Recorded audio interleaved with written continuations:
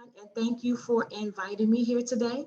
My name is Cheryse Singleton Nobles. I am the proud parent of five children, four adult children, and one very busy toddler that I am in the process of adopting. During 2021, my family was able to receive the child tax credit, which gave us the payments of $300 a month.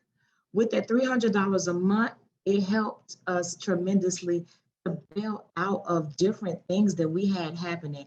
I am a licensed child care home provider, so a lot of families dropped from the program because they were scared during the pandemic, or they were working from home, or they lost their jobs. So that affected my income tremendously.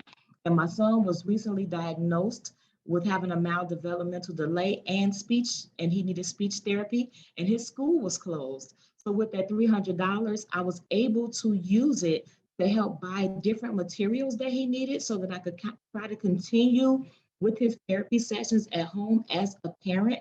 I was also able to pay bills and spread the money across because it was very hard for me financially. Paying gas, paying lights, paying for our home, paying to keep our doors open. With the $300 tax credit, it was guaranteed money. It was guaranteed that I would receive it every month. So I looked forward to it happening. And people need to hear our family stories. Participating in the LIFT program, we were able to use those funds. It's guaranteed. It's guaranteed for us to put work requirements on something like that. It gives us a stereotype of being lazy and not wanting to work, when in fact we are in the fight for our lives. We're trying to keep our families safe. We're trying to keep our families healthy. To have to make a decision on whether or not I'm going to buy groceries or keep a roof over my head, that's really hard, especially when you have children and families that look up to you daily. I still have to open these doors daily with a smile for the families that do come. And when the child tax credit ended, it put my family back into that state of vulnerability where I had to still make those hard decisions because now that guaranteed $300, it no longer exists.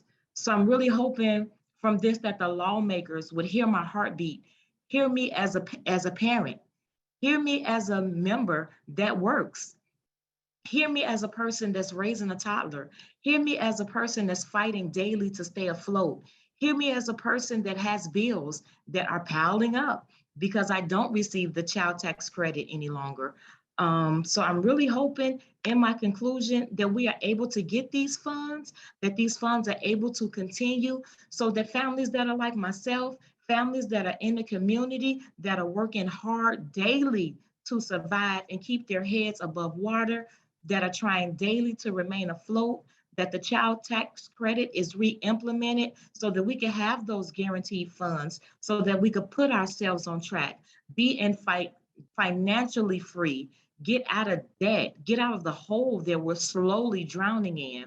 I really need that child tax credit to occur so that we can make things happen, so that our children can be safe, our families can be safe, we can have a better future for our children that we passionately love and that we passionately care about.